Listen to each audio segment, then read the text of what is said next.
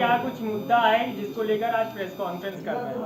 पहले तो सभी पत्रकार बंधुओं का, प्रेस और इलेक्ट्रॉनिक प्रिंट सभी का मैं आज के प्रेस वार्ता में हार्दिक स्वागत अभिनंदन करता हूं। आपका प्यार और स्नेह मार्गदर्शन हमेशा मिला, आगे भी मिलता रहेगा।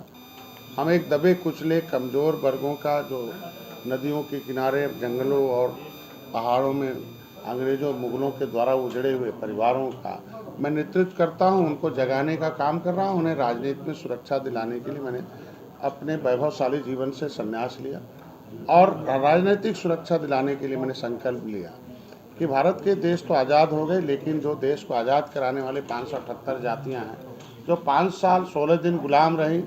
देश तो 1947 में आज़ाद हो गया था, लेकिन 31 अगस्त 1952 को आज़ाद हुए थे।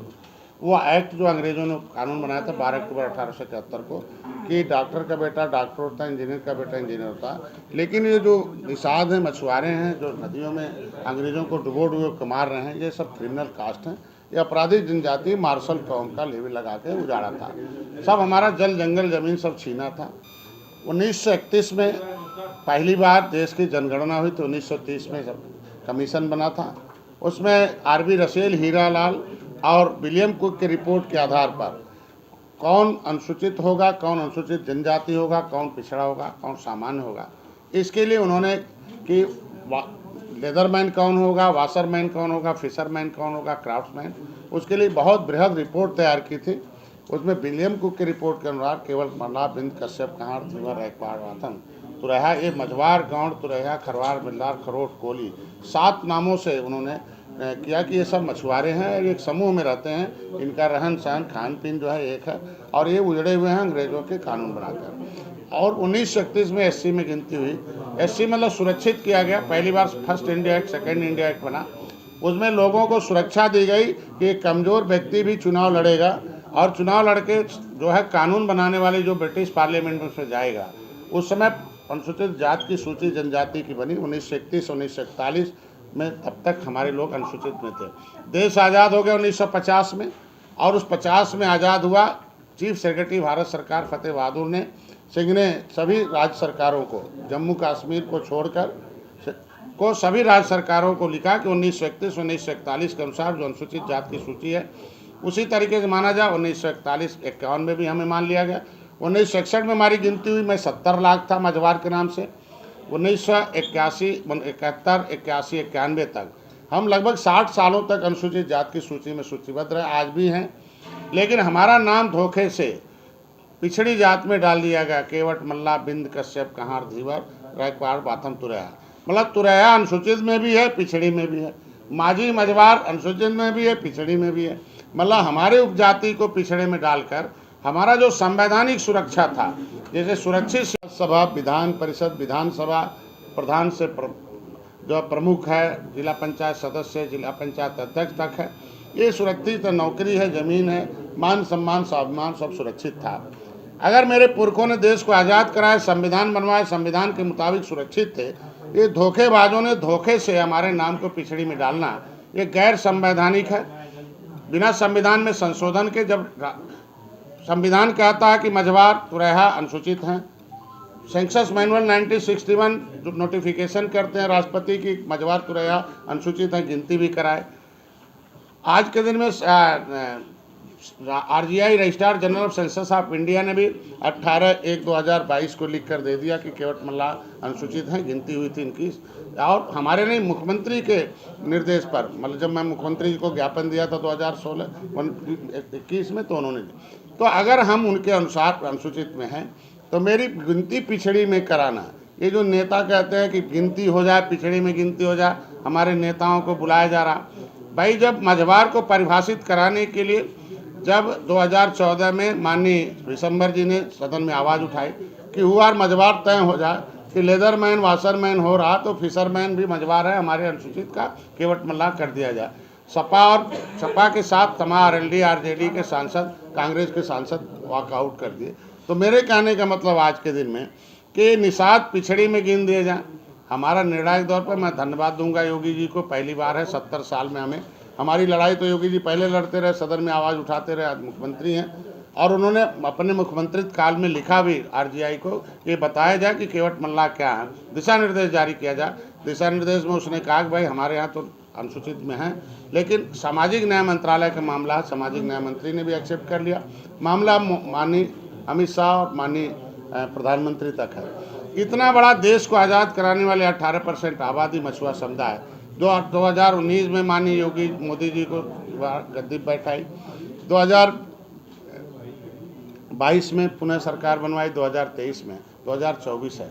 उससे पहले दो बहुत महत्वपूर्ण घटना आपके बीच में आज रखना चाहता हूं कि एक तो समाजवादी पार्टी कहती नहीं कि हम पिछड़े में इनकी गिनती कराया जा, अति पिछड़े में है शामिल कराया जा साहब। ये 70 साल से शामिल कराने वाला जो नाटक है, 30 सालों से हम शामिल हैं, परिभाषित कराओ ना हमारे। आप जब 31 दिसंबर 2016 को समाजवादी पार्टी जाते जाते राज्यपाल के पास पावर होता है, public service commission, reservation SC ST OBC 1994 बार कहता हूं कि हमें विसंगति दूर करके जनगणना होनी चाहिए। वो जो ज्ञापन दिया हूं ऊपर लिखा हुआ है, उसमें लिखा हुआ है कि जो जातियां पहले जो 70 साल 60 साल से गिनी जाती थी जहां, वहीं गिनी जानी चाहिए। एक गलत ढंग से जो धोखेबाज लोग हैं वो उनके पुकारू नामों को पिछड़ी में डाल दिया। पुकारू नाम जाति नहीं होती है, जाति एक समूह होता है। कोई जाति गिनेंगे तो 9000 अलग अलग हैं। जाति गिनने का एक तरीका है, वो सामुदायिक गिनती होती है कि समूह में गिना जाए, और उसको उस विसंगति भारतीय जनता केंद्र सरकार राज्य सरकार करेगी। और जिस तरीके से उस पर अभी विमुक्ति जनजाति पर सर्वे हो रहा, और हमको लगता है कि जो हमने आवाज़ उठाई थी उस पर पहल शुरू किया मुख्यमंत्री जी ने कि भाई ये रोड पर घूमने वाली जो जातियां हैं जिन्होंने क्रिमिनल कास्ट घोषित हुई थी, इनकी स्थिति जो criminal tribes act inquiry committee 1949-50 में लिखा है कि इनका दशा SC ST से खराब है और इनको ST का दर्जा मिला था, और इसके लिए एक विमुक्ति जनजाति के रूप में इनको 10% का पढ़ाई लिखाई में आरक्षण था, और 2013 में समाजवादी पार्टी ने उसे भी छीन लिया और उसे OBC में डाल दिया। तो ये कहने का मतलब फिर से इनको जहाँ है तो सर्वे शुरू किया है, तो हमें लगता है कि अब होना चाहिए। लेकिन ये जो छोटे मोटे जो वोट खराब करने वाली बात है और जो भ्रम डालने वाले निषादों को कि पिछड़े में शामिल, अनुसूचित में शामिल किया जाएगा और शामिल किया जाए पिछड़े में गिनती करवाओ, अगर फिर जब से गिनती शुरू हुई है तब से इनके आसानी से एक विधायक भी नहीं जीत पाते हैं, और उससे पहले 33 रहेगा कौन नहीं रहेगा उन्होंने निकाल दिया। अगर समाजवादी पार्टी ने अपने जाते जाते हमें पिछड़ी जात से निकलवा दिया, तो अब पिछड़ी में नाम क्यों ले रहे हैं कि पिछड़े का हम सम्मेलन कर रहे हैं, निषाद जी आ जाओ। इसके मतलब आप धोखेबाजी कर रहे हैं। एक तो सदन में आपने विरोध किया विशंबर जी के, दिल्ली में हमारी आवाज़ उठी हमें SC का माना जाए, और आप फिर यहाँ हमें निकलवा दिए पिछड़ी निकलवा दिए। पिछड़ी बहन जी स्टे ले लेती थी। तो अगर हम राज्यपाल के द्वारा निकले पिछड़ी से, हम राष्ट्रपति के द्वारा नोटिफिकेटेड अनुसूचित में, हम संविधान में अनुसूचित हैं, आज के दिन में RGI ने भी लिख दिया है, तो मेरी गिनती अनुसूचित में होनी चाहिए जो हर 10 साल बाद होती है। ये हमारा मामला फाइनल हो जाए। इसमें दो महत्वपूर्ण घटना में, एक तो ये बता दिया कि समाजवादी पार्टी के लोग नाटक कर रहे हैं और हमारे समाज के कुछ नेताओं के माध्यम से दुष्प्रचार कर रहे हैं। हम कहते हैं कि जिसकी बढ़ता हुआ कद है, काम करता है, निश्चित रूप से उसके खिलाफ तमाम शक्तियाँ होती हैं, लेकिन सही बात भी तो बोलें कि हमने निषादों के साथ धोखा किया है, 30 साल तक नौकरियों पर इनकी लूट मचाई है। सामाजिक न्याय मंत्रालय ये कहता है कि अपनी संख्या से लेदरमैन अपनी संख्या से 100 गुना ज़्यादा नौकरी में, मिल्कमैन 100 गुना ज़्यादा में है। तो वोट तो सबने दिया, तो हमारा कहाँ चला कि हम 100 गुना पीछे हो गए? ये जवाब तो उन्हें देना पड़ेगा।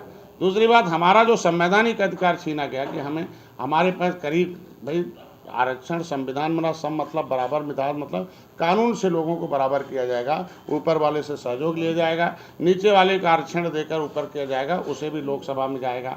लोकसभा में हमारा बिरादरी लड़ेगा, वहाँ बड़े लोग नहीं लड़ेंगे तो जीत जाएगा। राज्यसभा में, विधानसभा, विधान परिषद में। तो आज के दिन में आरक्षण में हमारा संवैधानिक आरक्षण चाहिए, न कि पिछड़ी जात का आरक्षण चाहिए। दूसरा, एक भारतीय जनता पार्टी के नेता हैं जो 2017 में भी कमल के विरोध में वोट डलवाए, 2022 में भी डलवाए। अभी भी वो एक ही बात उल्टा पुल्टा कहते, भाई निषाद पार्टी के डॉक्टर संजय खराब हैं, निषाद पार्टी के उनके साथ जो उनके बेटे खराब हैं, निषाद पार्टी के कार्यकर्ता खराब हैं। तो भारतीय जनता पार्टी तय कर ले कि अगर हमें खराब है तो हमें हटा दें कि नहीं, आज के बाद आपके साथ गठबंधन नहीं रहे।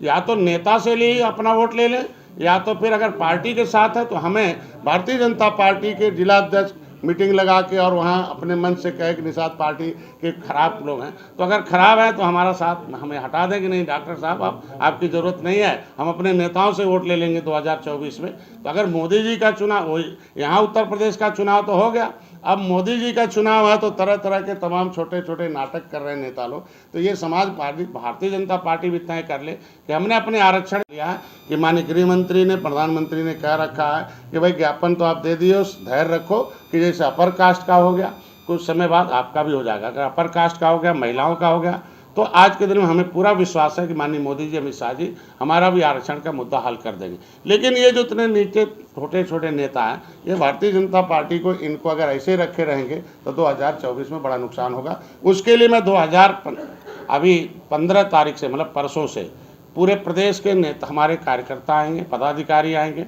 पूरे अपने जितने जिला अध्यक्ष हैं वो आएंगे, और गाड़ियों से 2-2 मंडलों का मैंने जो है अनुसूचित जाति की सूची की जो सुरक्षा छीनी गई है हमारी, जो 1931 से लेकर 1991 तक अनुसूचित जाति में गिने जाते रहे, तो आज के दिन में हमारा जो आरक्षण छीना गया है, जो मेरा सुरक्षा छीना गया है, संवैधानिक सुरक्षा छीनने वाले को पर्दाफाश रैली निकालने जा रहा हूँ।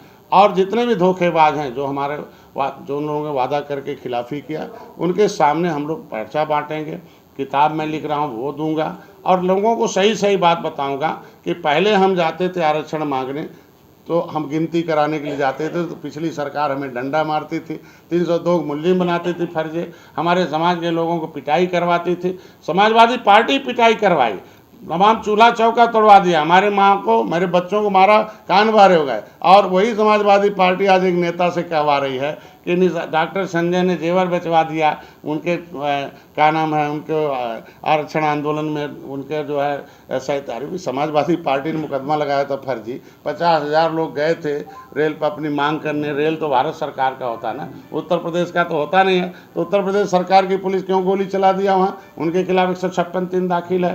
कोर्ट ने मांग लिया कि नहीं, पुलिस वालों ने गलत गोली चलाई, 302 मुलजिम पुलिस वाले हैं। अब तो हाई कोर्ट तय करेगा ना कि मुलजिम डॉक्टर संजय हैं, पुलिस वाले हैं। तो आज के दिन में समाजवादी पार्टी दोहरी नीति चलते हैं कि उन्हीं नेताओं से कहवा रही कि हमने गोली चलवाई समाजवादी पार्टी के समय, फर्जी मुकदमा उन्होंने लगवाया, महिलाओं की पिटाई हमारे समाज की उन्होंने कराया। तो इस सारी बातों का पर्दाफाश एक तरीके से हम लोग मछुआ SC आरक्षण, एक तरीके से जितने भी आरक्षण छीनने वाले धोखेबाजों का, जितने भी पार्टियां हैं, उनका पर्दाफाश एक रैली चल रहा। वो 15 तारीख को यहाँ से सुबह 10 बजे निकलेगा और प्रदेश के लोग जाएंगे, और गोरखपुर और बस्ती मंडल का जो 2 मंडलों का एक रैली एक जगह है, वो खलीलाबाद में होगा। 2 मंडल फिर 21 तारीख को हमारा बनारस में है, बनारस और आजमगढ़ मंडल का है, वहाँ निषाद राज घाट एक है, वहाँ बहुत पहले 1911 में हुआ था। फिर हमारा मिर्ज़ापुर और इलाहाबाद का मंडल का है, वहाँ हमारे गंगा के किनारे जो है संगम पर होगा। ये हमारे जितने मछुआरे हैं इसका पहले तो ये आरक्षण पर था। दूसरा, अभी हमारे यहाँ उत्तर प्रदेश में जब से मैं मंत्री हुआ हूँ, मछुआरों के कल्याण के लिए मछुआ कल्याण कोष के साथ साथ एक निषाद राज बोट योजना की स्थापना हुई, जिसमें उसका कल एक शासनादेश हो गया है कि उसमें शासनादेश में हम लोगों का कैबिनेट नोट था, उसमें था कि उसमें केवल गरीब को कैसे मिलेगा ये तय हो जाए। लेकिन जान ही रहे हो कि आज के दिन में अधिकारी कर्मचारी की कितनी मनमानी और रोज है, उसको अभी पहली सफलता मिली है कि कल एक शासनादेश जारी हुआ कि उसमें कोई ठेकेदार, कोई बड़े लोग नहीं लेंगे, केवल जो अंत्योदय वाले हैं उन्हें पहले दिया जाएगा, फिर BPL को दिया जाएगा, आवासीन को दिया जाएगा। इनकी कुछ मानसिकता अलग है। और तीसरी बात ये है, जो आरक्षण का मुद्दा आप लगातार, मैं सुनता चला रहा हूँ, देखता चला रहा हूँ, काफ़ी लंबे समय से आप इसकी मांग करते आ रहे हैं, लेकिन आप हमेशा यही कह रहे हैं कि उसकी बात चल रही है, उस पर विचार विमर्श किया जा रहा है। आखिर क्या कोई समय सीमा उसकी निर्धारित की गई है कि इस समय पर हो जाएगा? महिला आरक्षण तो हो गया, आपने भी देखा, पूरे देश ने देखा, तो क्या मछुआरा समाज के लिए जो आरक्षण की व्यवस्था के लिए आप लगातार आवाज़ उठाते आ रहे हैं, वो कब तक लग रहा कि पूरा होगा? क्या कुछ समय सीमा निर्धारित की गई है?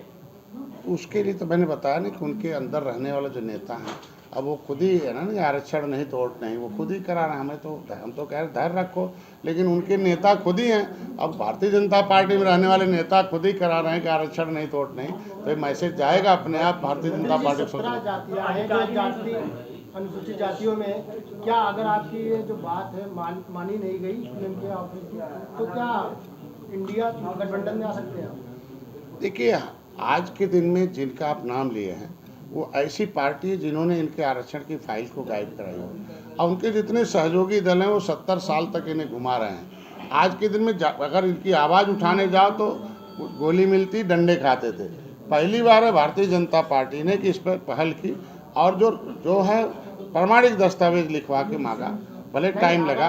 नहीं, अगर प्रमाणिक दस्तावेज भारतीय जनता पार्टी इकट्ठा कर ली और मोदी जी, अमित शाह जी ने आश्वस्त कर दिया, और केंद्र और राज्य में उनकी सरकार है, 70 साल जिसे देना था उन्हें, जिनको देना था उतना दे दिया, वो देने के बजाय छीन लिया है। तो जो छीनने वाले देंगे क्या, और देने वाले अगर हैं तो काली योगी जी, मोदी जी, इसलिए कि उन्होंने जो लिखा नहीं था सवर्ण अपर कास्ट का दिया, उन्होंने जो लिखा नहीं था महिलाओं के लिए ला दिया, जो लिखा है उसमें देने में हमें लगता है कोई तकलीफ नहीं होगी। आप थोड़ा धैर्य रखेंगे, हम निश्चित रूप से मिलेंगे।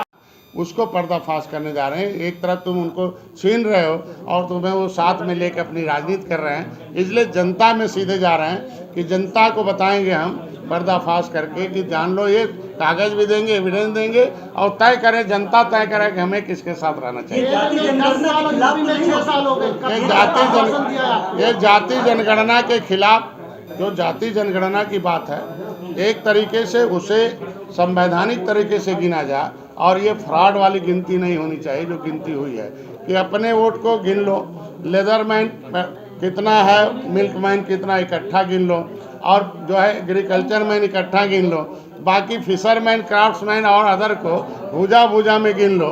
ये कितना बड़ा अन्याय है। तो इसीलिए मैं कह रहा हूँ कि गिनती एक तो किसी चारपाई पर बैठ कर, जब सामाजिक न्याय समिति कह दी कि लेदरमैन और मिल्कमैन अपनी संख्या से 100 गुना ज़्यादा नौकरी में है, तो गिनने वाले तो वही है ना, क्लास 3 क्लास 4 में। तो वो चारपाई बैठ के अपने लोगों की संख्या बढ़ा रहे हैं और लोगों को भूजा में बांट के घटा रहे हैं। तो गिनती होनी चाहिए, लेकिन पहले विसंगति दूर होकर होनी चाहिए, और टेक्नोलॉजी से गिनती होनी चाहिए, आधार कार्ड लिंक करके परिवार का तब गिनती। अखिलेश यादव ने सर्वेंट मंत्री कहा ब्रजेश पाठक को, उन्होंने ट्विटर पर अपने नाम के आगे सर्वेंट ब्रजेश पाठक लिख दिया। आप कैसे देख रहे हैं और आप खुद को कैसे मान रहे हैं, क्योंकि अखिलेश यादव का आभार व्यक्त किया ब्रजेश पाठक ने? लोकतंत्र में सारे लोग सर्वेंट हैं। जो भी लोकतंत्र में सेवा करने आता है, राजनीति में आता है, वो सारे जनता के सेवक हैं, और वही सर्वेंट है एक तरीके से। और जो सर्विस के सोच से नहीं सोचा, उसका मतलब राजनीति नहीं कर रहा, तो उसमें होगा 3000 नाए हम उन्हें देंगे और सुरक्षा जैकेट के साथ देंगे। तो पहली बार है कि कम से कम निचले पावदान पर रहने वालों को, लोगों को देंगे।